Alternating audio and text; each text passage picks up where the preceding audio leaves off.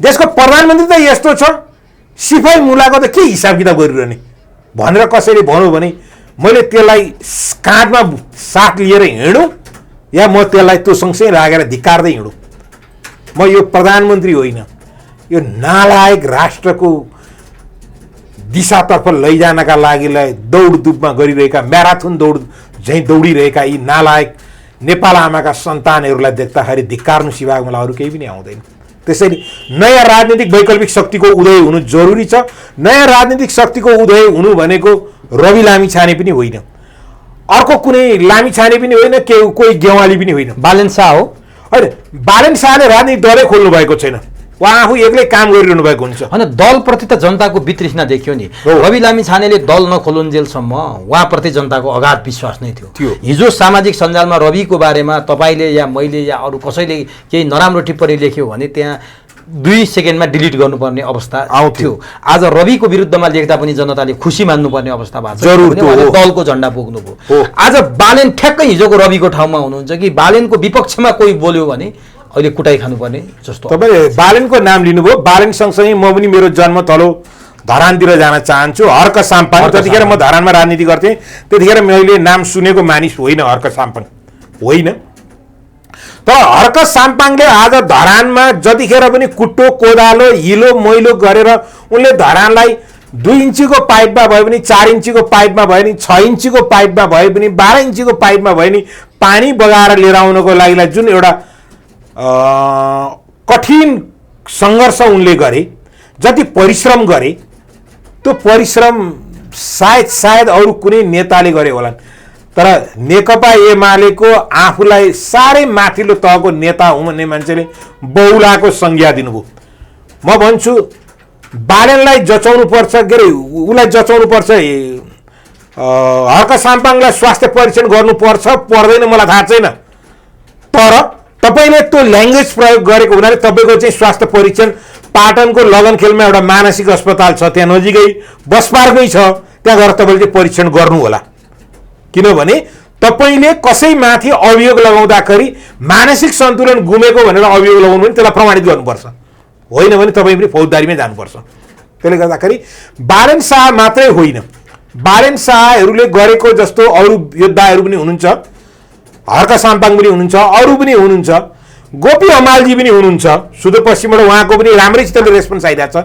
यस किसिमको एउटा नयाँ शक्तिको रूपबाट कोही मानिसहरू उदाएर एउटा सङ्गठन बनाएर होइन देश हामीले जिम्मा लिनुपर्छ भन्ने आँट हिम्मत साहस गर्नुभयो भने म चाहिँ राजनीतिमा आउन खोजेको पनि होइन, तर म उहाँहरूको लागि एउटा सहयोगी रूपबाट भूमिका खेल्नको लागि तयार छु। तर नि जस्तो जनताले राजनीति र नेतृत्वप्रति वितृष्णा व्यक्त गरिरहेछ के साँच्चीकै जनताले चाहिँ पार्टीविहीन अवस्था खोजेको हो? हिजो राजा महेन्द्रकालीन अवस्था भन्न थाले मान्छेले धेरै, किनभने पार्टीको झन्डा बोकेर आउँदा त्यही मान्छे आलोच्य छ, पार्टी विहीन भएर आउँदा त्यो मान्छे सबै जनताको प्रिय भएको छ, पार्टीमा हुँदा चाहिँ ऊ नेता कार्यकर्ताको मात्रै भएको छ, पार्टी बाहिर हुँदा ऊ सम्पूर्ण जनताको हुन सक्छ। यसो छ, त्यसलाई सङ्गठित गर्नको लागिलाई काहीँ न काहीँ एउटा सङ्गठनको एउटा चाहिँ डोरो चाहिन्छ नि, त्यो नभइकन हुँदैन।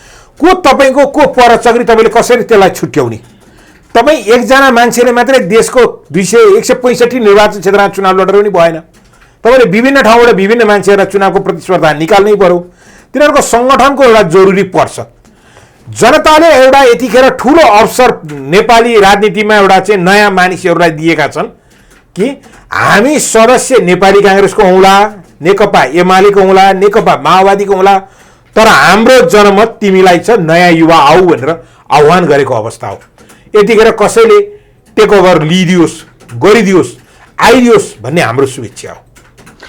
तर के देख्यो भने नि कुरा यहाँले भने जस्तो बालेनले भारतले सांस्कृतिक नक्सामा नेपालको भूभाग राख्यो, लुम्बिनी राख्यो, बुटौल राख्यो, विराटनगर राख्यो, त्यो कुरा प्रचण्ड स्वयं भारत जाँदा पनि उठाउन सकेन। नेपालका एउटा सामान्य प्रीतम सिंहले प्रधानमन्त्री बनाउनको लागि सिफारिस गरेर छ, भारतको मोदीसँग उहाँको कुरा गर्ने हैसियत कहाँबाट तुलना गर्नुभयो? त्यति पर नजानु न।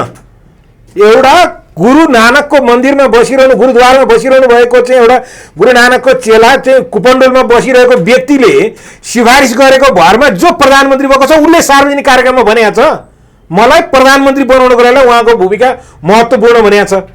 अनि उहाँ गएर मोदीसँग म तपाईँलाई मेरो नेपालको नक्सा यसरी राख्नुभयो भनेर भन्न सक्ने हैसियत उहाँको दम छ? हो यही नै र नि, जस्तो प्रचण्डसँग त्यो दम भएन। काङ्ग्रेसका सभापति शेरबहादुर देउवाले कहीँ कतै बोलेको सुनिँदैन, एमालेका अध्यक्ष केपी शर्मा ओली बोलेको सुनिँदैन, तर दलविहीन मेयर बनेका बालेन शाहले आफ्नै कार्यकक्षमा त्यो हिम्मत देखाए कि ग्रेटर नेपालको नक्सा राखेर भारतलाई जवाब दिए। हो आदिपुरुष फिल्ममा नेपालको जानकी माता भारतमा जन्मेको भनेर संवाद राखियो, त्यसको विरोध गर्ने अघि मैले नाम लिएका कुनै दलका नेताले हैसियत राखेनन्, चाहे वैकल्पिक दलका रवि लामिछानेले पनि बोल्न सकेनन्। तर दलविहीन बनेका बालेनले त जवाब दिए नि त, हिन्दी फिल्म चलाउन रोक लगाए नि त। त्यसकारण दलको मान्छे भए त लम्पसार पर्दो रहेछ, दलविहीन मान्छे चाहिने अवस्था पो हो कि भनेर मैले यहाँलाई जान्न खोजेको। तपाईँले भारतमा सीता जन्म भएको विषयवस्तुलाई उठाइरहँदाखेरि चाहिँ भारतका शङ्कराचार्य गुरुले यो सिनेमा पूर्णतया नेपालमा मात्रै होइन संसारभर प्रतिबन्ध गर्नुपर्छ, भारत सरकारले यसलाई प्रतिबन्ध किन गरेन भनेर उहाँले प्रश्न उठाउनु भएको हुनुहुन्छ, जुन सामाजिक सञ्जालमा आएको छ। शङ्कराचार्य भनेको हामी सनातन धर्मावलम्बीहरूको लागि जिउँदो देउता समानको हामी श्रद्धा गर्छौँ, हामी उहाँलाई ढोक्छौँ, सम्मान गर्छौँ। बालेन शाहले कम्तीमा उनको सहरमा यो आदिपुरुष भन्ने फिल्म चलाउन दिन्न भनेर 3-4 जना 5 जना 10 जनाकै दरले भयो नि पुलिसहरू पठाएर फिल्म हलहरूलाई अदालतको ढोका घचघच्याउन बाध्य बनाइदिए। अदालतमाथि नि गम्भीर प्रश्न उठाइदिए कि भारतीय गुलाम भने अदालतको आदेश मान्दैन भने, त्यहाँसम्म पुगे नि। हो उनी त्यो कुरोमा गरे। त्यो कुरोको लागि मेरो बालेन शाहलाई मुरी मुरी धन्यवाद र म चाहिँ गर्विलो रूपबाट उनलाई सलाम भन्छु। म उहाँलाई एकदम आस्थाका साथ बालेन भाइ तिमी नडराऊ, तिमीले उठाएको यो इस्यु जायज छ। मैले यति भनिरहँदाखेरि मलाई बालेनको चाहिँ चम्चा भन्लान् अथवा बालेनको ऊ भन्लान्, कार्यकर्ता भन्लान्, अरू भन्लान्, त्यो होइन, यो एजेन्डा जायज हो। जहाँसम्म ग्रेटर नेपालको कुरो छ, ग्रेटर नेपालको नक्सा भारतले यदि हामीहरूको देशको भूभागलाई भारतको संसदमा लगेर उसले सो गर्न सक्छ भने नेपालको केन्द्रीय राजधानी भएको ठाउँमा बनेको काठमाडौँ जस्तो महानगरमा आफ्नो महानगरको प्रमुख भएको ठाउँमा उसले आफ्नो शिरमा ग्रेटर नेपालको नक्सा राख्छ भने त्यसलाई हो क्या बात भनेर मैले भन्नै पर्छ।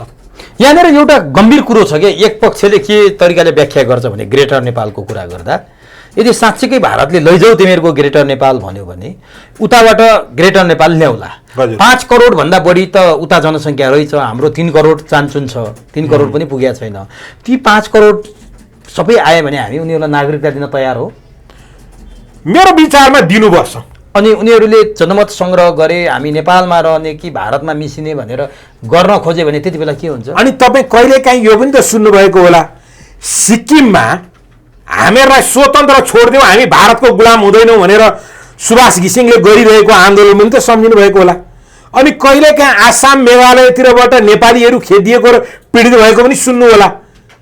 ती नेपालका लागि रक्षक हुन्छन् कि भक्षक हुन्छन्? जो हाम्रै नेपाली दाजुभाइहरू हुन्। बिहारका मान्छेहरू के गर्लान्? बिहार नेपालको हो र होइन? ग्रेटर नेपालमा त केही भाग त पर्दो रहेछ नि। होइन, बिहारको केही भाग पर्नुको सँगको सँगसँगै तपाईँ आसाम मेघालयदेखि लिएर गएर कुमाऊ गढवालदेखि गएर चाहिँ तपाईँले जानुहोस् नेपालका कयौँ राणाजीहरू हुनुहुन्छ, शाहजीहरू हुनुहुन्छ जो भारतको चाहिँ उसमा अरुणाञ्चलदेखि लिएर गएर बस्नुभएको हुनुहुन्छ। उहाँहरू नेपालको नेपाली भएर बाँच्नुभयो भने म त सम्मान गर्नुपर्छ भन्छु। देशको भूभाग खोजेर हाम्रो नेपाललाई होइन खतरा म चाहिँ देख्दिनँ। तपाईँ आज प्रचण्डले गएर चाहिँ नेपालको नागरिकता बाँडिरहेको बिहारको विराटनगरको समाचार हेर्नुहोस्, 1 किलोमिटरसम्म नागरिकताको लाइन छ भनेर भन्छ। तराईको जिल्लाहरूमा भइरहेको नागरिकताको विषयवस्तु हेर्नुहोस्, त्यहाँ तराईका हाम्रा साथीभाइहरूले भनिरहेका छन् नेपालीको नागरिकताको भिडियो होइन इन्डियनहरूको भिडियो हो भनेर भन्छन्। तपाईँ त्यसबाट चाहिँ खतरा नदेख्ने, जो नेपालका जन्मजात मानिसहरू नेपाली छन्, नेपाली पूर्वजहरूका सन्तानहरू छन्, विभिन्न कारणले नेपालबाट खेदिएका छन्, राणाजीहरू खेदिएका थिए, शाहजीहरू खेदिएका थिए, ब्राह्मणहरू उनीहरूको सँगसँगै कोठे पुजारी विभिन्न बाहनामा चाहिँ भान्से भएर गएका थिए। ती मानिस नेपाल आउँदा नेपालका लागि खतरा? मलाई बुझाइदिनुहोस् त। अनि कयौँ नेपालीहरू भारतमा गएर चाहिँ अहिले पनि मजदुरी गरिरहनु भएको छ, तिनीहरूको चाहिँ उसबाट डाटा हेर्नुहोस् त। कयौँ नेपालीहरू भारतमा अहिले पनि त पुजारीको रूपबाट विभिन्न मन्दिरहरूमा बसेर पूजा गरिरहनुहुन्छ, तिनीहरूको डाटा हेर्नुहोस् त। अनि ती मानिसहरू नेपालमा आउँदाखेरि बिख हुन्छ र? यो गणतन्त्र होइन। चोर फटा नङ्गा भृङ्गीहरूले आफूलाई संरक्षण गर्नका लागि तपाईँ भन्नुहोस् न, यो देशमा मानव तस्करी भएको छैन, यो देशमा न्यायालयबाट न्याय किनबेच भएको छैन, यो देशमा वकिल र कर्मचारी अहिले सडकमा बसेर नारा जुलुस गरिरहेका छैनन्। अनि यो देशका वकिलहरूले न्याय किनबेच हुन्छ भनेर सिङ्गो सङ्गठनको नेतृत्व गरिरहेका व्यक्तिले बोलिरहेका छैनन्। अनि यो हिजो पञ्चायतमा थियो र यसो भनिरहँदा म पञ्चायतको समर्थन गरेको होइन, मैले पनि टाउको फुटाएको छु पञ्चायतको विरुद्धमा विद्रोह गरेर हिँड्दाखेरि। पञ्चायत नालायक हो भनेर राजाको विरुद्धमा नाराबाजी गर्दाखेरि म मेरो सहरमा जुन सहरमा जन्म भएको थियो त्यहाँबाट विद्रोह गरिरहेको मान्छे हुँ। आज तपाईँ हेर्नुहोस् त यिनीहरूका छोराछोरीहरूको समाचार हेर्नुहोस् त, यिनीहरूका परिवारका कुराहरू हेर्नुहोस् त, अनि पशुपतिको घाटाको कुरो हेर्नुहोस् त। भने यिनीहरू जस्ता कुलङ्गारहरू देशमा रहिरहेसम्म नेपाल बन्दैन। नेपाल नबन्ने भएको हुनाले यिनीहरूको विरुद्धमा विद्रोह गर्नका लागिलाई कुनै ठाउँ यस्तो छैन जहाँ सार्वजनिक जग्गा यिनीहरूले किनबेच गरेको नहोस्, कुनै ठाउँमा बाँकी छैन कमिसन नखाएको, कुनै न्यायाधीश छैन जुन पार्टीको कार्यकर्ता नभएको। अनि देश चाहिँ कहाँबाट बनाइदिने, बन्छ चाहिँ कसरी? भनेपछि बालेनको जुन अब यति चाहिँ असन्तुष्टिका बावजुद पनि एउटा काठमाडौँ महानगरपालिकाको मेयर बालेन शाह, अर्को धरान उपमहानगरको हर्क साम्पाङ र उता धनगढीको गोपी हमाल त एउटा आशाका बिन्दु त देखिएको छ नि। जरुर आशा केन्द्र त हो नि। हामीहरू उनले प्रति सकारात्मक दृष्टिकोणले हेरिरहेका छौँ। अब मैले यो कहाँ जोड्न चाहेँ भने जस्तो अन्तर्राष्ट्रिय मेयरहरूको एउटा संस्थाको चाहिँ बोर्ड सदस्यमा हाम्रा काठमाडौँ महानगरपालिकाका मेयर बालेन शाह नियुक्त भएको खबर आयो। यसअघि कुनै पनि मेयरको यो नाम सुनिएको थिएन। आज काठमाडौँ रङ्गीन भएको छ, हरियाली भएको छ, एकदमै सफा सुग्घर जस्तो देखिएको छ। जरुर छ, जस्तो होइन जरुर छ। अनि यो हिजोका मेयरहरूले गर्न नसकेको काम बालेनले गर्न सक्ने जो राजनीतिक मान्छे पनि होइनन्, बालेन राजनीतिमा आएका पनि होइनन्, एउटा गीत गाउँदै हिँड्ने कलाकार थिए। यो उनीमा यो क्षमताको अद्भुत विकास हुने र वर्षौँदेखि झन्डै 3 दशक 4 दशकदेखि राजनीतिमा नेपालको चाहिँ हाम्रो रगत पसिना खाइरहेकाहरूले चाहिँ गर्न नसक्ने किन हो भनेर जनताले सोधिरहेको प्रश्न यो छ के हो। तपाईँ अहिले एकदम नजिक एउटा प्रश्न आयो। देशको प्रधानमन्त्री भइरहेको र सत्ता चलाइरहेका पार्टीका नेताहरूलाई चाहिँ अन्तर्राष्ट्रिय हेगमा लानुपर्छ, न्यायालयमा लानुपर्छ भनेर लेलिन विष्टले मुद्दा हालेर सर्वोच्चमा तारिखमा राखिसक्नुभयो ती भाइले, होइन? अनि बालेन शाहले चाहिँ सडकमा भित्तामा रङ लगाएर बाटा हिँड्दाखेरि फोहोर नगनाओस् है, पुरानो किटाणुहरू पनि केही रहेछ भने मरोस् है भनेर एउटा नमुनाको सडकको कलरहरू दिँदै गएका छन्। देश त यही हो नि। अनि बालेन शाह चाहिँ अन्तर्राष्ट्रिय मेयरहरूको सङ्गठनको चाहिँ एउटा चाहिँ नगरप्रतिनिधिहरूको बोर्ड सदस्य हुने, नेपालको प्रधानमन्त्री कतै बाहिर जाँदाखेरि मलाई बाटामा पक्रिन्छ कि तिमीहरू एलर्ट भएर बस्नु है भनेर सूचना दिएर हिँड्नुपर्ने।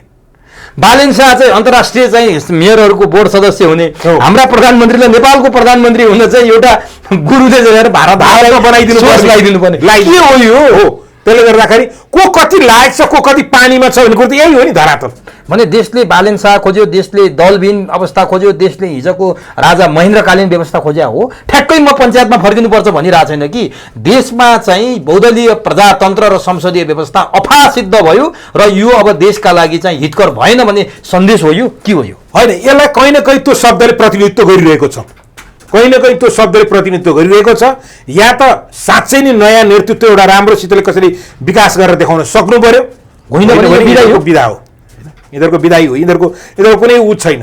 अहिले कहिलेकाहीँ बरबराउन थालेका छन् नि बाबुराम भट्टराईजी।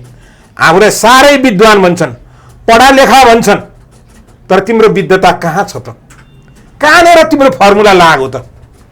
के चाहिँ दियौ त देशको लागिलाई? खालि बोर्ड फर्स्ट मात्रै हो।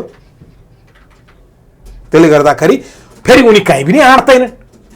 देशको दिग्गज राजनीतिज्ञ हुन्, भारतलाई पनि घुमाउन सक्ने हैसियत राख्छन्, तर राज संस्थाको विरुद्ध त भने राग अलाप्छन् त फेरि, होइन? अनि नाटे के त, यिनले गरे के त, भयो के त, ल्याए के त? सङ्घीय लोकतान्त्रिक गणतन्त्र धर्मनिरपेक्षता सहित ल्याए जुन व्यवस्था जोगाउनका लागि बाबुराम बाहेकको प्रचण्ड, माधव नेपाल, विप्लव र उपेन्द्र यादवहरूले एउटा समाजवादी मोर्चा बनाए। बाबुराम भट्टराईको पिताजीले जजमानी गर्नुहुन्थ्यो। बाबुराम भट्टराईको पिताजीले जजमानी गर्दाखेरि यदि बाबुराम भट्टराईजीको पिताजीले नै उहाँलाई लालन पालन गरेको हो भने उहाँले पनि धेरै मानिसको जजमानीको चामलको अक्षता खाएर हुर्केको पात्र हो। अनि धर्मनिरपेक्ष कसको लागि? अनि किन सार्वजनिक हुने बित्तिकै बाबुरा आमा बोकेर मनोकामना गा? तपाईँको सिद्धान्त त्यही त्रिशुलीमा झार्ने होइन, त्यो केबुल कारबाट किन गएको मनोकामना? त्यसले गर्दाखेरि यो सब नौटङ्की हो, नौटङ्की हो। समाजवादी मोर्चाले देशको कायापलट गर्छ जस्तो लाग्छ यहाँलाई? होइन, फेरि समाजवादी मोर्चा लानुभयो तपाईँले, मलाई जहाँ चाहिँ जोडिनु मन लाग्छ। यी सबै आफ्नो क्षेत्रबाट चुनाव हारेर भागेको भगौडाहरूको सङ्गठन होइन। जम्मा 4 जना हुनुहुन्छ, 4 जनामा 1 जना विप्लवजी हुनुहुन्छ जो चुनाव लड्नु भएको छैन। उहाँ सत्तामा पनि हुनुहुन्न, चुनाव पनि लड्नु भएको छैन। चुनाव पनि लड्नु भएको छैन। माधवजी आफ्नो निर्वाचन क्षेत्रबाट विस्थापित भएर हिँड्नु भएको हुनुहुन्छ, उहाँ काठमाडौँ 2बाट, म पनि उहाँको भोटर थिएँ। अब जानुहोस् तपाईँ उसको विषयमा, के अरे प्रचण्डको विषयमा जानुहोस्। प्रचण्ड चितवनबाट 2 दिन अगाडि नै रवि लामिछाने गएपछि भागाभाग गरेर गोर्खा जानुभयो, बाबुरामलाई विस्थापित गर्नुभयो। जानुहोस् उपेन्द्र सुनसरीको मान्छे हुँदै हुँदै हुँदै 12 पुगेर चुनाव लड्नु परेको छ। अनि यी भगौडाहरूको सङ्गठनले अब देशमा फेरि कायापलट गर्छ भनेर कुन भ्रममा बाँच्ने हामी? होइन, यो भ्रमको खेती हो। अनि यिनीहरूले हिजोसम्म कुरा गरिरहेका वामदेव कहाँ छन्? यिनीहरूकै कार्यकर्ता, खैर म वामदेवसँग नि कन्भिन्स छैन। बाबुराम कहाँ छन्? यिनीहरूका अरू कार्यकर्ता 4 जना 5 जना बसेर मोर्चा बनाएर हामी देशमा उथलपुथल गर्छौँ भनेर हुन्छ र? एउटा यो लागि हो त यो मोर्चा? हावा आएको थियो, सडक बढी धुलो थियो, चस्माले रोक्छ कि भनेर चस्मा लगाएको मात्रै हो, अरू केही पनि होइन। अनि विप्लव चाहिँ यो काहीँ पनि नमिल्ने मान्छे, उनी संसदीय व्यवस्थाको पनि विरोधी, वैज्ञानिक समाजवादको कुरा गर्ने, विप्लव चाहिँ कहाँबाट हटे त्यहाँ? होइन, विप्लवलाई त लैजान प्रचण्डलाई एउटा बाध्यकारी स्थिति थियो। उनको पार्टीको महामन्त्रीको हिसाब किताब मिलाउन गाह्रो भइरहेको थियो। अब उनको साइज आयो क्या, पार्टी मिलाउने नै हो। पार्टी मिलाउनकै लागि उनले विप्लवलाई पनि सेफ ल्यान्डिङ चाहिएको थियो होला। होइन, विप्लवलाई सेफ ल्यान्डिङ हुनु र नहुनुसँग खासै अर्थ छैन, किनभने प्रचण्डको पार्टी नै धराशयी भएर गएको छ। त्यतिखेरको उनको त्योसँगको सेफ ल्यान्डिङको के अर्थ राख्यो र? सेफ ल्यान्डिङै गर्नु थियो भने पहिला खड्ग ओलीसँगै गरेको भएदेखि उनको प्रधानमन्त्री कार्यकालमा उनको जुन वार्ता भएर उनको चाहिँ एक हदसम्मको G2G गभर्मेन्ट टु गभर्मेन्टको, गभर्मेन्ट टु पार्टीको जुन कुराकानीहरू भइरहेको थियो, त्यो कुरोहरूलाई एउटा अर्थ राख्थ्यो। जतिखेर उनको पार्टी प्रतिबन्धित थियो, सोमप्रसाद पाण्डेले वार्ता गरिरहेका थिए, त्यतिखेर त्यो मानिरहेको थियो। अब प्रचण्डले उनको नाडी छामिसकेका छ। विप्लव एक्लैलाई लिएर के गर्ने? खड्ग विश्वकर्मालाई कता राख्ने, अरूकोलाई कहाँ राख्ने, धर्मेन्द्र मास्टरलाई कहाँ राख्ने? धर्मेन्द्र त फुटेर गइसके मोहन वैद्यतिर। मोहन वैद्यतिर गए, मोहन वैद्यलाई कहाँ लगेर पूजा गर्ने? त्यो पनि त उनको चर्को छ। अनि यी सबै कार्यकर्तालाई एकै ठाउँमा ल्याउँछु भन्छन्, ल्याएको भोलिपल्ट प्रचण्डको हैसियत के? यिनी त हिजो सम्हाल्न नसकेर गएका न उनीहरू त। यसको कुनै अर्थ छैन। यो केटाकेटीले यो चाहिँ खेलाउन खेलेको जस्तो मात्रै हो, केही पनि माने हो। अब एकचोटि फर्क्यौँ है त हामी। जस्तो प्रचण्डको राजीनामा माग्दै एमाले आधा घन्टा संसद अवरुद्ध गर्यो। सायद यहाँ र मैले कुराकानी गरिरहँदा चल्यो अथवा चलेन, के भइरहेछ? प्रचण्डको राजीनामा माग्नु एमाले ठिक गर्यो? होइन, एमाले भन्दाखेरि पनि उहाँलाई भारतको लागि, भारतको तर्फबाट मलाई प्रधानमन्त्री बनाइदियो भनेर भनिसकेपछि उहाँले त्यो संसदमा गएर, रोस्टरमा गएर म नेपाली हुँ भनेर बोल्नुको औचित्य के रह्यो? एमाले आफैमा पनि कहीँ न कहीँ फेरि गिभ एन्ड टेक गर्दैन भन्ने कुरो के टुङ्गो पर्यो? सुनको जलहरीको विषयवस्तुमा रेकर्ड भएको भोइस मेटाउने बित्तिकै उहाँहरू दुईटाको बिचमा सम्झौता भयो, अरू चिजमा पटक पटक सम्झौता भएका छन्। यिनै कुराहरूको सम्झौताका लागि हो भने यो नाटक केही काम छैन। यहाँको एउटा नागरिकको हैसियतले प्रचण्डलाई प्रधानमन्त्रीको रूपमा हेर्न अब मिल्छ हामी जनताले? यहाँ के भन्नुहुन्छ? प्रचण्डले राजीनामा दिनुपर्छ या पर्दैन? जुन कुरा बोले एउटा बहालवाला प्रधानमन्त्री र जिम्मेवार पार्टीको जिम्मेवार अध्यक्षले। होइन, म त प्रचण्डलाई प्रधानमन्त्रीको रूपबाट स्वीकारेकै छुइनँ। मैले त यस अर्थमा कि म उनलाई प्रधानमन्त्रीको रूपबाट यस कारणले स्वीकारिरहेको छुइनँ कि उनी यो देशभित्रको लागिलाई उनलाई अहिले नेपालको कानुनले सर्वोच्च अदालतमा उनी उप लेलिन विष्टले ज्यान मारेको अथवा अरू कारणले विभिन्न विषयवस्तुमा उनको ज्ञानेन्द्र आरनले दर्ता गरेको मुद्दाको कारणले उनी अभियुक्त हुन्। उनको पद र पावर प्रतिष्ठाका कारणले मात्रै उनी बाहिर सुरक्षित छन्। अनि उनी त्यो भइसकेपछि मैले यो रौतहटमा एकजना नेता हुनुहुन्छ नि नेपाली काङ्ग्रेसको मोहम्मद अफ्ताब आलम, उहाँ र उहाँको बिचमा के फरक देख्ने? ऊ पनि मान्छे नै मारेको उसमा गएको, इस्युमा गएको। अहिले सुन्दैछु फेरि उपेन्द्र यादवको विरुद्धमा त्यो मुद्दा दर्ताको तयारी प्रयोजनहरू गौर हत्याकाण्डको सुरुवात भएको छ। अनि तपाईँ मान्छे मार्ने, मान्छे सैकडौँ मान्छे मार्ने, हजारौँ मान्छे मार्नेलाई प्रधानमन्त्री भन्नुपर्ने हो भनेदेखि बाटा ट्राफिक लाइट चाहिँ किन राख्ने, पुलिस किन राख्ने, सेक्युरिटी किन दिने? जसले धेरै मान्छे मार्छ उही प्रधानमन्त्री। That's all. यति बेला राजीनामा दिनुपर्छ कि पर्दैन? यहाँले नमाने पनि प्रधानमन्त्री त हुन्। अब उनी प्रधानमन्त्रीको पदमा बस्न उपयुक्त पात्र हुन् या होइनन्? यहाँले भनेका अघिका कुराले त हुँदै भएनन्।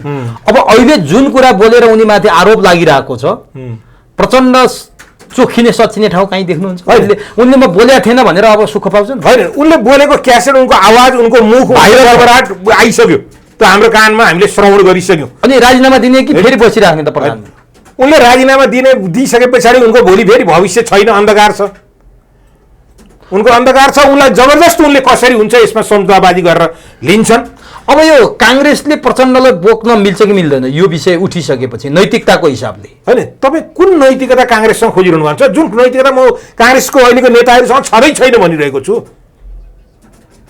काङ्ग्रेसले यही शेरबहादुरलाई होइन कैलाली जाँदाखेरि बमबार्डिङ गरेर चाहिँ प्रचण्डले मार्न लगाएको हो अनि यिनै गोविन्दराज जोशीलाई होइन लगन खेलमा बस्दाखेरि चाहिँ बम पड्काएको यिनै रामचन्द्र पौडेल होइन गृहमन्त्री हुँदाखेरि माओवादीको समस्या समाधान गर्न नसकेको अनि यिनीहरूको सत्ताको सङ्घर्ष अथवा सत्ताको सम्झौतामा काङ्ग्रेसले अहिले यो कुरो गर्न सक्छ आर्जु राणालाई चाहिँ भुटानी शरणार्थीको विषयवस्तुमा नाम पोलिएको छैन अरू मान्छेहरू त्यहाँनिर अवस्था छैन कृष्ण सिटोला पोलिएका छैनन् यिनीहरू कहाँ जान्छन् कहीँ न कहीँ त सम्झौता नगरिकन त खैरो छैन प्रचण्डले त्यो लुपोस त पाएका छन् भनेपछि प्रचण्ड सुरक्षित नै हुन्छन् कि काङ्ग्रेस र एमालेका गल्तीका नालायक विपक्षीहरू रहन्जेलीसम्म उनी सुरक्षितै हुन् यो बिचमा एउटा निकै चर्चा पनि चल्यो शेरबहादुर देउबा सिङ्गापुर गए सिङ्गापुर जानुभन्दा अगाडि उनले संविधान संशोधनको कुरा पनि उठाए समानुपातिक खारेज गर्नुपर्छ भन्ने सिङ्गापुरमा सत्ताको चलखेल हुन थाल्यो सत्ता प्लटको खिचडी पाक्न थाल्यो भनेर हल्ला पनि चल्यो के साँच्चीकै काङ्ग्रेस र एमाले एक ठाउँमा आउने अवस्था बन्या हो र अहिले प्रचण्डलाई यही मौका छोपेर कतै काङ्ग्रेस र एमाले एक ठाउँमा आएर प्रचण्डलाई सत्ताबाट फाल्ने अवस्था बन्ने हो कि होइन सत्ता र देशको सबैभन्दा ठुलो दलहरू नि मिलेर सरकार बनाउनु त्यति राम्रो कुरो त होइन प्रजातन्त्रमा त्यति राम्रो चाहिँ होइन तथापि यी विविध देशभित्रका समस्याहरू समाधान गर्नका लागिलाई मिल्छ भने यी दुईटा एक ठाउँमा आइदिएदेखि ठिकै हुन्छ तर दुईटै चोर पार्टी हो पार्टी चाहिँ दुईटै चोर हो अनि ठिक चाहिँ कसरी त चोर दुईटै चोर कम्तीमा यिनीहरू आफ्नो लाजागाला जोगाउनका लागिलाई अरू शक्तिलाई छेउ भइसकेपछि यिनीहरू साइजमा आउँछन् क्या नभएदेखि त यस्तै गरेर यो बिरालाले रोटी बाँडे जस्तै गरेर यिनीहरूले सत्तामा घुमाइ गर्ने भए नेपालले मुक्ति कहिले पाउँछ तर त्यो सम्भावना देख्नुहुन्छ यहाँले केपीओलीको भनाइलाई सापट्टि लिएर भन्ने हो भने काङ्ग्रेस भेटेर कुरा गर्नै डराउँछ सत्ताको कुरा गर्नु पर्यो भने यताउता हेर्छ कुरै गठबन्धनको कुरै गर्दैन शेरबहादुरजी भेट्नै चाहन्नन् भनेर केपी ओली भनिरहेछन् कतिपयले के भन्छन् भने काङ्ग्रेस र एमालेका दोस्रो पुस्ताका नेताहरू लगभग नजिक आइसकेका छन् फेरि शेरबहादुर प्रधानमन्त्री बन्न खोज्दा न काङ्ग्रेसको दोस्रो पुस्ताले स्वीकारेको छ न एमाले स्वीकारेको छ एमाले दोस्रो पुस्ताबाट बन्नुस् भन्छ यता देउबा मान्दैनन् भन्ने चर्चा आइरहेछ यहाँलाई के लाग्छ होइन सम्भावना त्यसको जरुर केही न केही आइरहेको छ नेपाली काङ्ग्रेसले केन्द्रीय समितिको बैठक बोलाएको भन्ने कुरो नि सूचना पाइसकेका छु केही दिनभित्र नेपाली काङ्ग्रेसको केन्द्रीय समितिको बैठक यही सत्ताकै लागि बोलाइसकेको छ उनीहरूको आफ्नो आन्तरिक गृह कार्यहरू उनीहरूको भित्र सुरु भइसकेको छ यदि नेपाली काङ्ग्रेसले यो कुरोलाई आफूलाई सुल्झाएर सुधारेर अलिकति आफूलाई परिवर्तन गर्न सकेन हिजोकै यिनीहरू कम्युनिस्ट माओवादीहरूसँगको सहकार्यबाट यिनीहरू जान रुचाए भनेदेखि उनीहरूलाई उही भिरबाट खस्ने गोरुलाई राम भन्न सकिन्छ काँध थप्न सकिँदैन भने जस्तै गरेर काङ्ग्रेसको अस्तित्व मटियामेट हुनुभन्दा बाहेक भनेपछि काङ्ग्रेसले माओवादी बोकेर हिँड्यो भने काङ्ग्रेस झन् सकिन्छ होइन काङ्ग्रेसको अरू औचित्य के त सत्ता काङ्ग्रेसले एमाले के अरे माओवादीले चलाउने उही त्यो भुटानी शरणार्थी मुद्दा लागिन्छ कि भनेर जे कुरो हुन्छ त्यति कुरोमा सही साफ गर्दै हिँड्ने अनि कहाँ जग्गा जमिनहरूमा चाहिँ मुद्दा मामिलो पर्छ कहाँ सार्वजनिक जग्गाहरू लुटिएका हुन्छन् ती चिजहरूको उसँग चाहिँ पक्रिन्छ कि भनेर लुकेर बस्ने यही न हो एमालेसँग जाँदा चाहिँ के फाइदा छ त काङ्ग्रेसलाई एमालेसँग जानुको फाइदा होइन भन्ने कुरो के त भन्दाखेरि पनि या त एमालेको समर्थनमा काङ्ग्रेस एक्लै सरकार चलाएर आफूलाई निष्कलङ्क साबित गर्न सक्नु पर्यो त्यो हिम्मत राख्नु पर्यो या त ऊ अर्को कुनै रूपबाट चाहिँ एमालेसँग सहकार्य गर्न सक्नु पर्यो या एमाले र उनीहरूको बिचमा भनेपछि काङ्ग्रेस र माओवादी अब सँगै जान हुँदैन होइन माओवादी कसैसँग पनि जानु हुँदैन माओवादी कसैसँग नजाँदा त माओवादी नै सकिला त फेरि एउटा थाक्रो नभए त होइन माओवादीको किन भन्नुहुन्छ भने तपाईँ एउटा हिसाब हेर्नुहोस् माओवादीले अहिले देशलाई विगत 61-62देखि पछाडिको समयमा कुनै न कुनै रूपबाट ऊ केन्द्रीय राज्यको शासन सत्ता सञ्चालनमा उसले आफ्नो बागडोर सम्हालिरहेको छ पब्लिकले के पायो अनि राजनीतिक दलहरूले उसबाट पाएको के आज खड्ग ओलीले प्रधानमन्त्री बनाएको भनेर केही दिन अगाडि प्रचण्डको मुखारविन्दबाट वाचन भइरहेको शब्दलाई 24 घण्टा बित्या छैन तपाईँ र म कुरा गरिरहँदाखेरि यो बिचमा उनले होइन मलाई चाहिँ सरदार प्रीतम सिंहले चाहिँ भनेर मलाई प्रधानमन्त्री बनाइदिएको भनेर भन्छन्। खड्ग ओली कहाँ, प्रीतम सिंह कहाँ, नेकपा एमाले कहाँ अनि गुरुद्वार कहाँ? मैले खोजेको विभेद त्यो हो। भनेपछि माओवादी भन्ने नै यो देशको समस्या हो? त्यो त मैले होइन, सबै नेताहरूले भनिसके नि, बाँकी छ र? सबै नेताले भनिसके यो देशको समस्याको जड नै माओवादी हो। अनि हामी त सुन्ने काम मात्रै हो। काङ्ग्रेस र एमाले मिल्दा देशलाई फाइदा चाहिँ के हुन्छ त? यिनीहरूको बुद्धि सुध्रिन्छ है भन्ने कुरो हो। बुद्धि सुध्रेर देशमा केही गर्नुपर्छ, नभए नयाँ नेतृत्व, नयाँ मानिसहरूको उदय हुन्छ, हामीहरू सिद्धिन्छौँ, हामी पलायन हुन्छौँ, हाम्रो हिजोको विरासत सिद्धिन्छ भन्ने कुरोको एउटा लामो समयदेखिको राजनीति। हामी गहन र मिहिन ढङ्गले सम्पूर्ण विषयमा केन्द्रित भएर संवाद गर्नेछौँ। सबभन्दा पहिले म चुरो कुरोको चुरो बहसमा सुभाष ढकाललाई स्वागत गर्छु। यहाँलाई चुरो बहसमा हार्दिक स्वागत। धेरै धेरै धन्यवाद हजुर।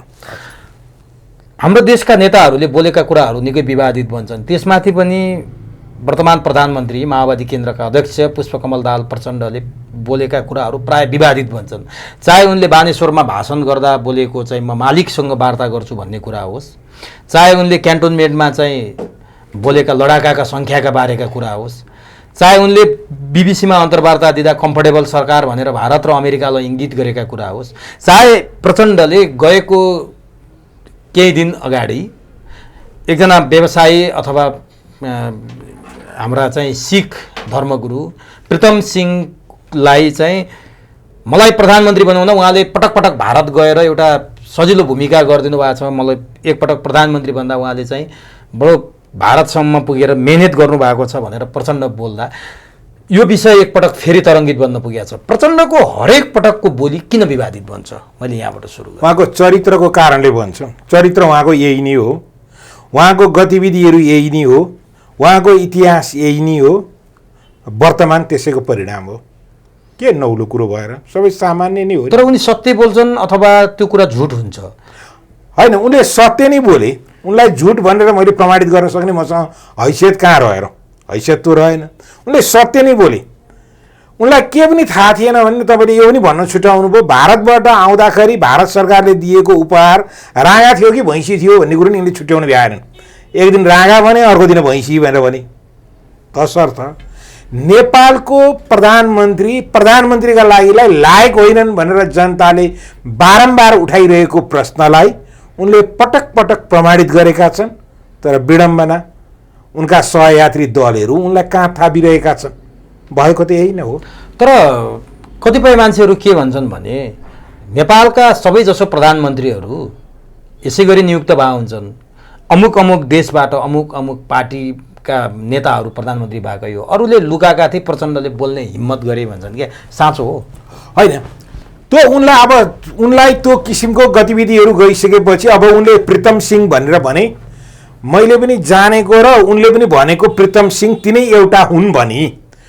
उनी ओमकार धार्मिक सङ्गठनभित्रका एउटा आबद्ध एउटा धर्मगुरु पनि हुन् र उनको नेपालमा बसेको समय निकै लामो समय भइसकेको छ। म उनलाई नेपाली नै हुन् भनेर बुझ्दछु। प्रीतम सिंह मैले चिनेको, अथवा म र उहाँको बिचमा 2-3वटा 4वटा कार्यक्रममा सहयात्रा पनि भएका छौँ, हामीहरू बसेका पनि छौँ। आज उहाँले प्रचण्डलाई प्रधानमन्त्री बनाउनको लागिलाई भारत सरकारका व्यक्तिहरू अथवा भारतीयहरूसँगको लबिङका कुरा स्वयं प्रचण्डका मुखबाट बरबराउने अवस्थामा पुग्नु भनेर भनेको त नेपालको लागिलाई योभन्दा ठुलो पीडादायी कुरोहरू के होला? अन्य दुःखद कुरो के होला? उनको क्षमता, उनले 10 वर्ष गरेको जनयुद्ध अथवा नेपालमा मानवको हत्या, हिंसाको राजनीति लगायतका चिजहरू एकातिर राख्नुहोस् र उनले आज बरबराइरहेका यी विभिन्न कम्फर्टेबल अथवा चाहिँ विभिन्न प्रभुहरू, मालिकहरू अथवा विभिन्न शब्दहरू जुन आइरहेका छन् तिन कुरालाई एकातिर राख्ने गर्नुहोस्। होइन, हावा नचली त पात हल्लिँदैन। उनले प्रभु अथवा मालिक भनेर भन्दाखेरि त्यो बेला पनि तरङ्गितै भएको थियो नेपालको। होइन, पक्कै हो। उनको आजको मालिक चाहिँ प्रीतम सिंह ठहरिन पुगे। मैले यति मात्रै भन्न खोजेको। हिजो उनको लागिलाई भारत सरकार मालिक थियो होला, आज उनको लागिलाई यतिखेर तपाईँ हामी कुरा गरिरहेको बेलामा उनको मालिक प्रीतम सिंह, सरदार प्रीतम सिंह। भारत पनि होइन, भारत पनि होइन। भारत त धेरै पर पुगिसक्यो। भारतमा त उनलाई एउटा सामान्य सडकमा हिँड्ने नौटङ्कीले नाच्ने नर्तकीहरूलाई लिएर आएर सडकमा नचाइदिएको हो नि। भारतले दिने सम्मान त्योभन्दा बढी के दिने? उपहार दिएको नेपालले खोला नाला दियो होला, जग्गा जमिन दियो होला, सात सिमाना दियो होला, नागरिकता दियो होला, हिँड्नुभन्दा अगाडि 10,000 20,000 मानिसहरूलाई नागरिकता बाँड्ने एउटा विधेयक दियो होला।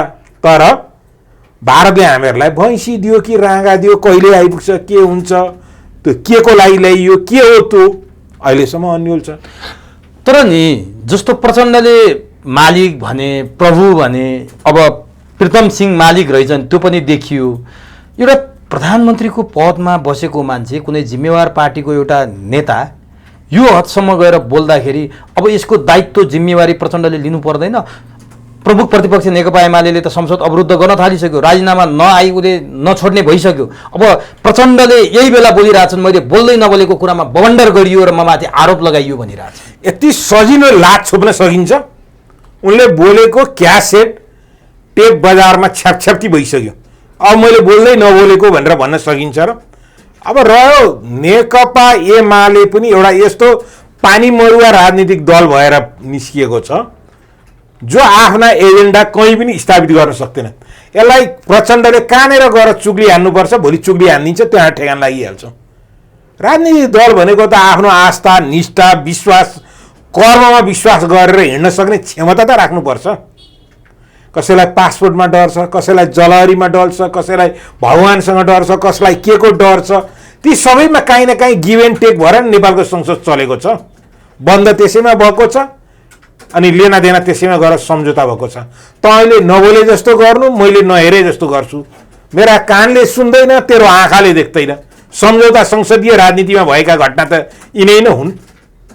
अब प्रचण्डले भनिसकेपछि हाम्रो अवस्था त साँच्चीकै दयनीय रहेछ नि। भारतको सहयोगमा देशको प्रधानमन्त्री बन्छ भने हामी सार्वभौम छौँ?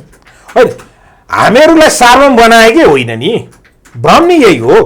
हामीलाई सार्वभौम बनाउनका लागि प्रचण्डले हामीहरूको देशमा क्रान्ति गरेका हुन् र होइन नि। मैले यतिखेर गोपाल किराँतीको शब्द सापटी लिन चाहेँ। गोपाल किराँती भनिरहेका छन् किलोका किलो सुन लुटिएको थियो, त्यो कहाँ गयो? लाहानु चौधरी भनिरहेका छन् उनकै योद्धाहरू उनले बरबराइरहेका छन्, त्यो लुटिएका सुनहरू कहाँ गयो? कोही किलोमा होइन डोकोमा बोकेको थियो, त्यो सुन कसले खायो? उनकै नेताको नाम उनले पोलिरहेका छन्। हामी कहाँ सार्वभौम छ र? यिनीहरू हिजो ब्याङ्क लुटेका थिए अथवा अरू चिजहरू गरेका थिए, अमेरिका राष्ट्रको ढुकुटीहरूमाथि गरिएको थियो, क्यान्टनमेन्टका कुराहरू भएका छन्। यी सम्पूर्ण कुराहरूको कहीँ न कहीँ आखिरी लेना देनै त हो नि। होइन, प्रचण्ड मात्रै भारतको सहयोगमा प्रधानमन्त्री भएका हुन् कि यहाँका अरू प्रधानमन्त्री? अब त शङ्का लाग्ने बेला भयो क्या। अरू प्रधानमन्त्रीहरू चाहिँ जनताकै बलमा भएका छन् यो देशमा। नेपालमा नेपालीकै बलले प्रधानमन्त्री भएको कुरो एकदम निष्ठाका साथ भन्नुपर्छ। विगतदेखि अहिलेसम्म मैले देख्दाखेरि एकजना मरिचमान सिंह श्रेष्ठ मात्रै देखेँ।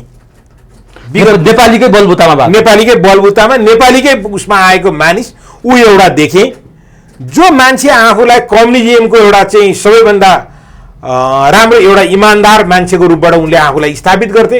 मैले यो 2043 सालदेखि पछाडिको घटनालाई भने, जतिखेर म राजनीतिमा उठिसकेको थिएँ, निक्लिसकेको थिएँ, मरिचमान सिंहले मात्र एउटा भारतसँग अथवा चीनसँग अथवा अमेरिकासँग अरू राष्ट्रहरूसँग एउटा समदूरीमा बसेर एउटा रिलेसन मेन्टेन गरेका थिए हैन। उनले नेपालभित्र बसेका नेपालका शासकहरूलाई कसैलाई पनि कारवाही गर्नका लागि कसैलाई बाँकी राखेका थिएनन्। पञ्चायतकालमै उनले नेपाल प्रहरीका आइजिपीलाई लगेर खोरमा थुने, राजाका एडिसीहरूलाई लगेर समातेर थुने। त्यो हिम्मत गर्ने, त्यो आँट गर्ने, त्यो साहस गर्ने व्यक्ति त उनी नै मात्रै थिए। भारतले नाकाबन्दी लाउँदा हेलिकप्टरबाट तेल लिएर आए, उनले लिएर आएर त्यो बुझाए। अहिले यो कुरो भनौँ भनेदेखि सायद नेपाली काङ्ग्रेसको महामन्त्रीको नेतृत्व गरिसकेका भाइहरूलाई लाग्न सक्दछ यो हावादारी कुरा हो। तर तपाईँका बुवा आमालाई सोध्नुहोस्, हेलिकप्टरबाट मर्तेल लिएर आएर नेपालीलाई बाँडेको थियो रे हो भनेर तपाईँका बुवा आमालाई सोध्नुहोस्। काङ्ग्रेस ठुलो पार्टी हो, त्यो पार्टीको ठुलो नेता तपाईँ हो, तर तपाईँको इन्फर्मेसन, तपाईँका सूचना, तपाईँका घडी, तपाईँका पला धेरै कमजोर छन्। त्यसो भनिरहँदाखेरि मैले उहाँहरूलाई मेरा बाँडे 4 आना माना घिउ खाएको नपत्याए मेरो हात सुन भन्ने व्याख्या गर्न खोजेको होइन। नेपालको इतिहास आफैमा एउटा विशिष्टतापूर्ण भएको देश हो। हामीलाई भारतै नभई नहुने, चाइनै नभई नहुने, अमेरिकै नभई नहुने होइन। बरु भारत अमेरिका चीनहरूलाई कुनै त्यस्ता नेताहरूको अभाव छ भने नेपालका यी डम्प गर्नुपर्ने नेता जति लगिदिए हुन्थ्यो क्या, लगिदिए हुन्थ्यो। यिनीहरूलाई लगिदिएदेखि हाम्रा खोला नाला होइन, हाम्रा खोला नालाहरू हामीलाई छोडिदेऊ। हामी आज पनि लोड सेडिङको मुखमा पुगिसकेका छौँ नेपालीहरू। फेरि पनि हामीहरूलाई कुलमान घिसिङले सूचना दिइसकेका छन् आउँदो आर्थिक वर्षदेखि नेपाल लोड सेडिङ हुन सक्छ है भन्ने सूचनापूर्व जानकारीहरू आइसकेका छन्। त्यसले गर्दाखेरि यो राज्यभित्रको एउटा अघोषित रूपबाट विदेशीहरूले गरिरहेको एउटा हमलाको श्रृङ्खला हो। यिनै प्रचण्ड होइन हामी सुरुङ युद्ध गर्दैछौँ भारतसँग भनेर आफ्नो राजनीतिक अभिष्ट चाहिँ देखाउन खोजेका धेरै नेपालीको ज्यान हलाल गर्ने व्यक्ति यिनै होइनन् र उनकै कार्यकर्ता बनिरहेका। अब यहाँले भनेअनुसार प्रचण्ड सुरुङ युद्ध गर्छौँ भनेर जनयुद्ध पनि गरे, सुरुङ पनि खने गरे रोल्पातिर, अनि त्यति मात्रै होइन भारतीय विस्तारवाद मुर्दाबादको नारा लाउँदै गए। तर अहिले पछिल्लो चरणमा प्रचण्ड र बाबुरामले भारतका प्रधानमन्त्री अटल बिहारी वाजपेयीसँग कागज गरेका कुराहरू, ज्यानको रक्षाका लागि कागज गरेको र भारतको विपक्षमा कुनै काम नगर्ने कागज गरेका कुरा सार्वजनिक भए। प्रणब मुखर्जीको किताबले सबै बोल्यो, कर्णेल बक्सीले बोलेका कुराहरू पनि सार्वजनिक भए, भारतका एसडी मुनले बोलेका कुराहरू पनि सार्वजनिक भए। यस्ता कुरा सार्वजनिक भइरहेका छन्, प्रचण्डको यस्तो भनाइ सार्वजनिक भइरहेको छ भने यो देशमा अहिले पनि भारतले चाहेकै कुरा हुँदो रहेछ होइन त? हो, अहिलेसम्म त्यही नै परिस्थिति छ। अनि के गर्यो त प्रचण्डको 10 वर्षको जनयुद्धले? अनि के गर्यो त यी दलहरूका राष्ट्रियताका खोक्रा गफले? आखिर सबै कुरा त उतैबाट सेटिङ हुँदो रहेछ नि त। दल भनेको तपाईँले कसलाई भन्नुभयो? काङ्ग्रेस, कम्युनिस्ट। काङ्ग्रेस भनेको काङ्ग्रेस पार्टी नै होइन। मैले धेरैपल्ट तपाईँकै मिडिया नि भने, अरू मिडियामा भने काङ्ग्रेस अहिले पनि गणेश मानको फोटो र कृष्णप्रसाद भट्टराईको फोटो राखेर पूजा गरेर माला लगाएर खादा ओढाएर कार्यक्रम गर्छ। काङ्ग्रेस, नेपाली काङ्ग्रेस जिन्दाबाद भन्छ। तर त्यो कार्यक्रम गरिरहँदाखेरि गणेश मान र उसले चाहिँ राजीनामा गरेको पत्र त्यहाँ वाचन गरेर सुनाइँदैन क्या। यो काङ्ग्रेस होइन, यो पञ्चाङ्ग्रेस हो। पञ्चायतबाट पनि बिग्रेर बाँकी रहेको काङ्ग्रेसलाई पञ्चाङ्ग्रेस भनेर भन्छु। यो पञ्चाङ्ग्रेस हो। तपाईँ अहिले पनि हेर्नुहोस् काङ्ग्रेस कुन सिद्धान्तले, मानव तस्करीमा काङ्ग्रेस अहिले मुछिएको छैन। बालवाला गृहमन्त्री, ताजा बालवाला गृहमन्त्री मानव तस्करको कागज पढ्न नजानेको हो र? नेपालीलाई बेचेर, मन्त्रीले, सरकारले बेचेर अनि यिनीहरू चाहिँ काङ्ग्रेसको राजनीतिको इतिहास चाहिँ विश्वेश्वर प्रसाद कोइरालाको गाई, एक कट्ठा बारी, एउटा सानो झुप्रो घर भनेर व्याख्या गर्ने यिनीहरूको कुरोलाई स्वीकारी दिनुपर्ने यी निर्लज्ज काङ्ग्रेस हुँदैन र? नाङ्गो काङ्ग्रेस होइन र? हिजोको इतिहास र अहिलेको यिनीहरूको वर्तमान घडीमा तपाईँले कहीँबाट सामिप्यता पाउनुहुन्छ र? अब जानुहोस् कम्युनिस्टको कुरा गर्नुहुन्छ भने अहिले नेतृत्व लिइरहेको कम्युनिस्ट नेकपा एमाले, नेकपा माओवादी सरकारको नेतृत्व, सरकारको नेतृत्व टेक्निकली रूपबाट नेकपा माओवादीले लिएको छ। तर नेकपा माओवादी म क्रमशः हरेक घन्टा उछियो भएर गएको अनुभूति गर्छु। मलाई लाग्छ यही पल्ट मात्रै हो नेपालमा कमरेड प्रचण्डले सरकारको नेतृत्व गरिरहेको। अब अन्तिम हो यो नि अन्तिम हो। मैले योभन्दा अगाडि पनि भनिसकेँ, उहाँ योभन्दा पछाडि पनि गएर फेरि नेतृत्व गर्नुहुन्छ भन्ने कुरो मलाई लाग्दैन। अघिल्लोपल्ट उहाँको सरकार गिर्न आँट्दाखेरि सुनको जलहरी पशुपतिको निकाल्नुभयो। खैर त्यसमा साधुवाद, उहाँलाई सत्य तथ्य उहाँले उजागर गर्ने प्रयास गर्नुभयो। तर उहाँको जस्तो द्वैत चरित्र त थिएन। नेपालमा मन्दिर नजाने, भारतमा गएर महाकालेश्वर मन्दिरमा गएर दण्डवत गरेर उहाँले आउनुभयो। म उहाँ मन्दिर पूजा गर्न गएको उहाँ साधुवाद भन्छु। तर तपाईँले कम्तीमा पूजा नगरिदिएको भए त्यहाँ त्यो ट्रेन पल्टिएर चाहिँ 200-300 मान्छे मर्दैन थियो कि भन्ने नि विश्वास गर्छु होइन।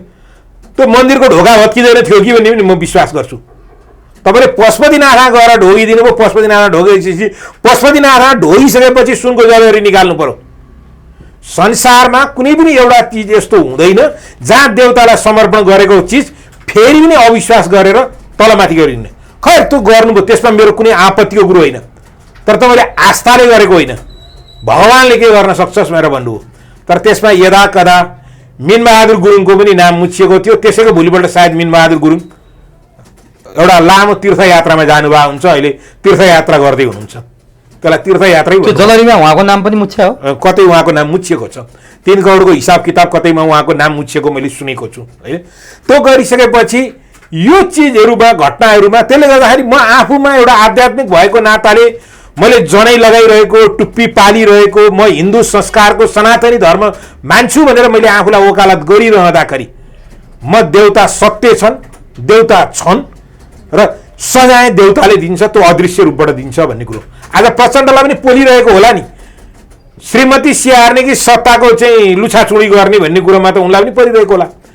उनीलाई न त राज्यको माया छ, न त श्रीमतीको माया छ। उनको घडी पला हेर्दा ओर्दा उनले सार्वजनिक समारोहमा गएर बोलिरहँदाखेरि, यो स्थितिबाट जाँदाखेरि यसलाई तपाईँले प्रचण्डलाई व्याख्या गर्ने, नेकपा एमालेलाई व्याख्या गर्ने अथवा अरूलाई व्याख्या गर्ने कुरामा म धेरै विरोधाभासपूर्ण देख्छु। त्यसैले नेपालमा कम्युनिस्ट छैन, त्यसैले नेपाली काङ्ग्रेस छैन, त्यसैले नेपालमा अरू चिजहरू छैन। तपाईँ आफ्नो देशभित्रको, आफ्नो माटोभित्रको, आफ्नो उसभित्रको तपाईँले यही नै सहजाएर रमाउन सक्नुभयो भनेदेखि यही नै ठुलो कुरो। यहाँ एउटा गजब के देख्यो भने नि सर, जस्तो यहाँले पनि ख्याल गर्नु भएको छ, आम जनता दर्शकले पनि ख्याल गरेको कुरा हो, प्रधानमन्त्री बन्नुभयो केपी ओली, भारतीय गुप्तचर संस्थाका चाहिँ सामन्त गोयल आएर मध्यरातमा केपी ओलीलाई भेटे, त्यो पनि विवादित बन्यो। शेरबहादुर देउवाको श्रीमती आर्जु देउवालाई भारतीय जनता पार्टीका विदेश विभागका प्रमुख विजय चौथाईवालेले भेटघाट गरेको, उता बोलाएको, राखी बाँधेको, यस्तो कुराहरू पनि राजनीतिमा देखियो। प्रचण्डले मुर्रा भैँसीदेखि लिएर अहिले चाहिँ भारतले प्रधानमन्त्री बनाएको अवस्था, यो ठुला पार्टीका मूल नेताहरूको हालत यस्तो छ। यी पार्टीहरूको छँदै छैनन् भन्नुभयो यहाँले। अब आउने नेताबाट हामीले अपेक्षा के राख्ने, यसपछि आउने नेता होइन, यहाँ हालत हेर्नुहोस् त सर। तपाईँले भनेको जस्तो यिनीहरू दिनानुदिन क्षीण भएर सिद्धिँदै गइरहेको अवस्थामा अर्को कुनै नयाँ वैकल्पिक शक्तिको उदय हुन सक्छ भन्ने कुराको आशावादी छु म। हरेक अध्याय वैकल्पिक पनि रवि लामिछानेको हालत त देख्यौँ त, केपी पदमै देखिए, स्टनबाजीमै देखिए, धान रोप्न जाँदा उनी सुटेट बुटेट भएर जहाजमा चढेर जान्छन्, उत्पादन भएको छैन, केरा र माछामा प्रतिबन्ध लाऊ भनेर सहयोग माग्छन् केपी ओलीसँग विमानस्थलमै। पहिला त जनताको काम गर्न परेन र सर? होइन, पक्कै हो। उहाँहरूसँग त्यति बुद्धि, त्यति नलेज, त्यति विद्वता, त्यति शक्ति, त्यति भएको भएदेखि उहाँहरू रूपचन्द बिष्ट आज दिवंगत भएको कयौँ वर्ष भइसक्यो, अहिले पनि उहाँको थाहा र खोजले बजार पाइरहेको छ। उहाँहरू जिउँदै हुनुहुन्छ, उहाँहरूलाई कसैले चियो चर्चो गर्न सकिरहेको छैन। कारण त त्यही हो नि। रूपचन्द बिष्टले कसैलाई पनि सम्बोधन गर्दाखेरि तपाईँ र तिमी भनेर सम्बोधन गर्नुहुन्न थियो, तँ भन्नुहुन्थ्यो।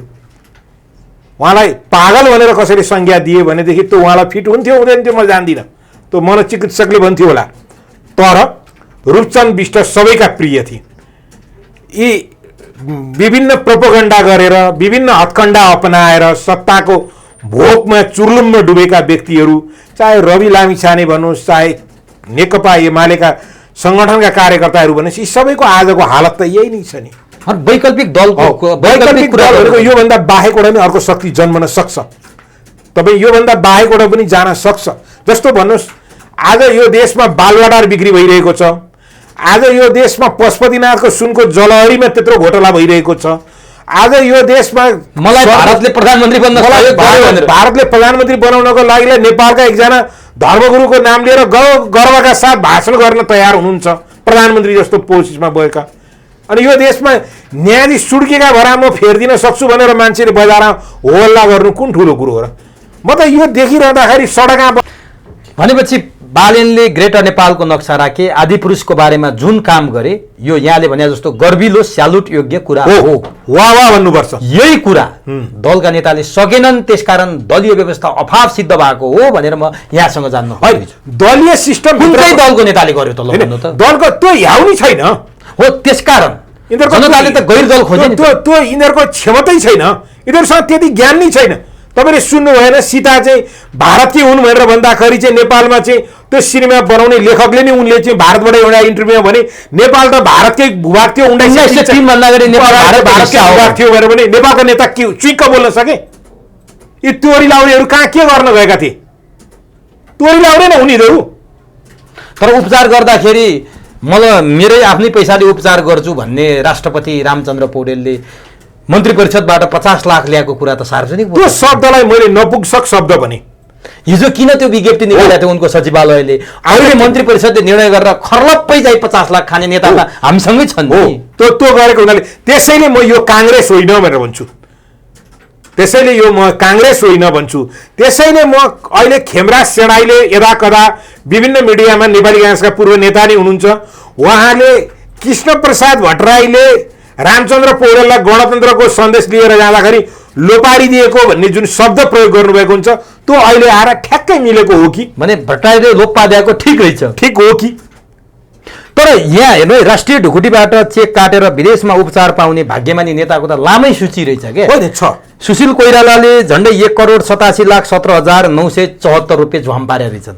रामवरण यादवले 1,40,40,00,000 रुपियाँ झ्वाम पारे रहेछन् उपचारको नाममा। केपी ओलीले 1,26,35,000 रुपियाँ झ्वाम पारेका। सुजाता कोइरालाले 50 लाख, नारायण काजी श्रेष्ठले 38 लाख, त्यसपछि तुलसी गिरीले, खुम्बहादुर खड्काले, देवेन्द्रराज कडेलले, महेन्द्र राय यादव, परमानन्द झा, लोकेन्द्रबहादुर चन्द हुँदै अहिले हाम्रा रामचन्द्र पौडेलले 50 लाखसम्म यिनीहरूले। अनि जनताको छोराछोरी जनता आज सिटामोलको गोली खान नपाएर प्याट मरिरहेको अवस्था छ। एउटा जीवनजल खान पाएको छैन। सिटामोल भन्नुभयो, सिटामोल होइन, आजै मात्रै एउटा सामाजिक सञ्जालमा एउटा समाचार आएको छ। बाउआमा दुईटै जेलमा छन्, दुईजना छोराछोरीहरू भात खाने चामल सिद्धियो, चामल किन्ने पैसा देऊ भनेर बाउआमा जेलमा भेट्न गएका छन्। एकजना सामाजिक अभियन्ताले त्यो विषयमा उग्र लेख लेखेर बजारमा छ्यापछ्याप्ती बनाएका छन्। हाम्रा राष्ट्रपति 50 लाखको उपचार गर्दैछन्। यो त्यो छ। केही व्यक्तिहरू यस्तो देखिएका छन् ढुङ्गा कुटेर मैले स्कुल र कपी र कलम चलाउँदैछु भन्ने छन्। यो कमन हो, अत्यन्त सामान्य हो। संघीय लोकतान्त्रिक गणतन्त्रमा हुने कुरा यही हो हैन? यो गणतन्त्रै होइन। आएका मान्छे नमारेका एउटा भिन्दै इतिहास बनाएका शक्ति भएको हुनाले कतै न कतै यिनीहरूको एउटा देशप्रतिको एउटा माया ममता जाग्छ कि भन्ने एउटा झिनो आशा राखेको मात्रै हो मैले। त्यति ठुलो भरोसा। अनि यहाँले झिनो आशा राख्नुभयो। यति बेला न्यायालयको हालत हेर्ने हो भने यहाँले एकदमै नजिकबाट यहाँहरूको खोजी न्याय तथा खोजी सत्य तथा न्याय अभियान जे चाल्नु भएको छ त्यो अभियानले यस्ता कुराहरू बाहिर ल्याइरहेको छ। यसमा यहाँहरूलाई धेरै साधुवाद पनि छ। आम दर्शकका सामु म यहाँहरूप्रति त्यो साधुवाद प्रकट गर्छु। चाहे त्यो बालुवाटारको प्रकरण होस्, चाहे न्यायालयभित्रका ती फोहोरी ती विकृतिका कुरा होस्, यहाँहरूले सबैजसो कुरा बाहिर ल्याइरहनु भएको छ। बालेन शाहको कुराले यहाँहरूलाई मद्दत पुगेको छ। जसरी बालेन शाहले त्यो हिम्मत त देखाए नि, यो महानगरको जग्गा हो, यो यहाँको बनेका संरचना सबै आफ्ना आफ्ना संरचना भत्काउ लैजाऊ, यो चाहिँ अब महानगरपालिकाले तारबार लाउँछ। यहाँलाई कस्तो लागिरहेको? म त स्वागत गर्छु, एकदम मुक्त कण्ठले उनलाई स्वागत। अनि प्रचण्ड देउबा र ओलीले नसकेको काम बालेनबाट समाधान होला यो काम? होइन, नगरपालिकाभित्रको नक्सा पास हेर्ने काम त प्रचण्ड, माधव नेपाल अथवा चाहिँ शेरबहादुर देउबा, खड्ग ओलीको त होइन, केन्द्र सरकारको त होइन। ललिता निवासभित्र बनाइएका सबै संरचना त उनले भरे भोलि नै डोजर लगाएर किन नभत्काएको भन्छु म। डोजर लाउनुपर्छ, लगाइदिने हो। ठिक गर्दैछन्, होइन ठिक गर्दैछन्। जब त्यो जग्गा चाहिँ नेपाल सरकारको हो, त्यहाँ बनाइएका संरचनाहरू विधि सम्मत रूपबाट बनाइएका छैनन्, त्यो गलत छन् भनेदेखि त बालेन शाहले भत्काउनु के गलत पर्यो? जनताको मकै पोलिरहेको ठेला उठाउने बालेन शाहले त्यो घर भत्काउने हिम्मत किन नगर्ने? अब त्यो गरिरहँदा प्रचण्ड र माधव र बाबुरामले उन्मुक्ति पाउँछन्? होइन, पाउँदैन। त्यो जग्गा त ल्याइसक्यो त महानगरले आफ्नो। होइन, त्यो कसैले उन्मुक्ति पाउने नपाउने भन्ने कुरै छैन। तपाईँको यस टेलिभिजनबाट हाम्रा अर्का योद्धा साथी सत्य र न्यायको खोजी अभियान भनेर हामीले एउटा जुन टिमलाई बजारमा ल्याइरहेका छौँ, त्यसले अदालतभित्र भइरहेका अथवा जनताका जनजीविकाका सवालहरूलाई विभिन्न कोणबाट हामीहरूले हेर्दैकन यो ललिता निवासको पनि सम्पूर्ण घटनाहरू उजागर गर्ने हाम्रा विद्वान योद्धा युवराज कोइरालाजी हुनुहुन्छ। यो मात्रै होइन, यो पहिलो श्रृङ्खला हो। केही दिन अगाडि तपाईँहरूकै साथसँगै हामीले अख्तियार दुरुपयोगमा गएर यो कारवाही किन गर्दैनस् भनेर हामीहरूले उजुरी पनि गऱ्यौँ। यही चिजलाई लिएर चाहिँ हामीहरूले सर्दु जलाधार भन्ने एउटा चाहिँ धरानमा अर्को एउटा भेडारको मन्दिरपट्टिको एउटा इस्यु छ, त्यहाँ पनि त्यस्तै भएको छ। सगरमाथा निकुञ्जको कुरा छ। अर्को सगरमाथा निकुञ्जभित्रको चारैतिरबाट घेरिएको जग्गा सर्वोच्च अदालतका पूर्व न्यायाधीशहरूले दर्ता गरिदिनु भनेर व्यक्तिका नाममा दर्ता गरिदिएको इस्यु छ। धोबी खोला कोरिडोरको यो चाहिँ धोबी खोलाको जग्गाको विषयवस्तु छ। हामीहरू यो यावत चिजहरूको खोजी गरेर एक पटाक्षेप गरेर प्रमाणहरू लिएर बजारमा आइरहेका छौँ, क्रमशः गर्दैछौँ। अझै पनि कुनै मानिसहरूको छेउछाउमा कुनै सार्वजनिक जग्गाहरू कुनै व्यक्ति विशेषले नक्कली मोही खडा गरेर नक्कली कागजातहरू तयार गरेर काहीँ दर्ता गर्ने प्रयास गर्नुभएको छ भने तपाईँहरूलाई हाम्रो स्वागत छ। सत्य र न्यायको खोजी अभियानले त्यसको लागि गर्नुपर्ने कानुनी लडाईँ र कानुनी उपचार गर्न तयार छ। तर माधव र बाबुराम पक्राउ पर्लान् त। माधवले त प्रष्ट भने कसैको एक धुर जग्गा खाएको छैन। यहाँकै सहयात्री युवराज कोइरालाले यहाँ सप्रमाण पेश गर्नुभएको छ चुरो बहसमा आएर। तर माधव नेपालले एक धुर खाएको कसैले प्रमाण देखाउ भनेर श्रीलङ्कातिर लागेका छन्। बाबुराम भट्टराईले खाएको छैन भन्छन्। अनि उनीहरू मान्दैनन् त। होइन, हामीहरूले अब बाबुराम भट्टराईजीले खानुभयो खानु भएन, माधव नेपालजीले खानुभयो खानु भएन भनेर भनिरहँदाखेरि पनि कागज र प्रमाणको आधारबाट के बोल्छ भन्ने कुरो, त्यो प्रमाणले उहाँहरूलाई हदगटी किन लाग्दैन त? होइन, त्यो कुरो सम्बन्धित निकायले अहिले अनुसन्धानको दायराबाट उहाँहरूले क्रमशः लिएर जानुभएको हुनुहुन्छ। यसलाई कमजोर नसम्झ्यौँ। त्यहाँभित्र धेरै महारथीहरूलाई अहिले सिआइबीले पक्रिया छ। धर्मप्रसाद गौतम, सुरेन्द्र शाह, मिनबहादुर गुरुङ यस्ता यस्ता व्यक्तिहरूलाई त्यहाँ समातेर जसरी लगिएको छ, त्यो लगिएको अवस्थामा धर्मप्रसाद गौतमले अथवा चाहिँ अरू मानिसहरूले मलाई प्रधानमन्त्रीले बोलाएर यो काम अराएको हो भनेर बोलिरहेको अवस्था छ। सिआइबीले क्रमशः हरेक दिन जस्तो 2 जना 4 जना 5 जना गरेर मानिस गिरफ्तार गरिरहेको छ। तर 17 जनालाई चाहिँ पक्राउ नगर्नु भनेर सर्वोच्चले अन्तरिम आदेश दिएको। सिआइबीले भ्याकेटको लागि चाहिँ निवेदन त दियो हो, निवेदन दिइसक्यो, सर्वोच्चमा विचाराधीन भएको हुनाले मलाई लाग्छ सर्वोच्च अदालतले त्यसलाई सिआइबीको लागि अथवा कानुनी लडाईँको लागि कानुनी अधिकार रक्षा गर्नको लागि उपयुक्त आदेश दिने नै छ। सर्वोच्च अदालत आफै फस्या छ, न्यायाधीशहरू आफै जोडिएका छन्, प्रधान न्यायाधीशहरू आफै जोडिएका छन्। अब यो हेर्दै जाने भने त कटक्कै मुटु खाने छ त सर हो। अनि सर्वोच्चबाट आशा त गरौँ, तर सर्वोच्चका हिजो विगतका फैसला हेर्दा त बडो पीडादायी पो छन्। होइन, पीडादायी छन्। त्यो भइसकेपछि हामीले गर्न सक्ने भनेको जनतालाई गएर यो कुरो बुझाइदिने, देश यो हालतमा छ, तपाईँहरूको हालत यो भएको छ, आउनुहोस् भनेर सडकमा बोलाइदिने हो। त्योभन्दा अर्को विकल्प बालेनबाट कुनै पार लाग्छ? होइन, बालेनले त तारबार गर्छु भनेर भने त्यहाँ मेन पावर पुगेन भने हामी पनि गएर त्यो काँडे तार समाउन, पोल गाड्नको लागि सहयोगी भन्न सक्छौँ। अब एउटा अन्तिम प्रश्न यहाँलाई, मिनबहादुर गुरुङको पक्राउ र मिनबहादुर गुरुङले यसअघि पटक पटक चाहिँ सुसाइड गर्न खोजेको, सिङ्गापुर कता थाइल्यान्ड उपचार गर्न लगेको एयर एम्बुलेन्सबाट भन्ने कुरा आए, त्यहाँ कतै प्रचण्डको पनि संलग्नता हो? उनको भाटबटिनीमा लगानी छ भनेर धेरैचोटि चर्चा आयो। मिनबहादुरलाई अहिले पक्राउ गर्नुको कारण पनि त्यही हो भन्छन्। कतिपयले उनीहरूलाई छोडेर अब प्रमाण नष्ट गराउने खेल हुँदैछ भनेर भनिरहेछन्। यो डरलाग्दो खेलबाट चाहिँ जोगिने कसरी? सिआइबीले भनिसक्यो मिनबहादुर गुरुङ लगायतलाई छोड्ने हो भने प्रमाण नष्ट हुन्छ र कसैले पनि पक्राउ गर्न सकिँदैन भनेर। होइन, मिनबहादुर गुरुङलाई छोड्ने या नछोड्ने भन्ने कुरो अदालतको उसमा गइसकेको हुनाले हामीहरूले त्यो कुरोलाई हलुका रूपबाट टिप्पणी गर्नु त्यति उचित होइन। न्यायालयलाई एटलिस्ट मैले सम्मान गर्नुपर्छ, कानुनी राजलाई मैले इज्जत गर्नुपर्छ, स्वीकार्नुपर्छ। तर न्यायालयभित्रको न्यायमूर्तिहरूको फैसला अथवा न्यायमूर्तिहरूको आदेश विवादास्पद छैन, म किमार्थ भन्न सक्दिनँ। न्यायमूर्तिहरू स्वयं यो ललिता निवासमा मुछिनु र उहाँहरू आफूलाई एकदम डिट पाराले बस्नु बडो दुर्भाग्यपूर्ण चाहिँ जरुर हो। भनेपछि अन्तिम निर्णय जनताको अदालतबाट हुनेछ? जनताको अदालतबाट जरुर हुन्छ, त्यो जरुर हुन्छ।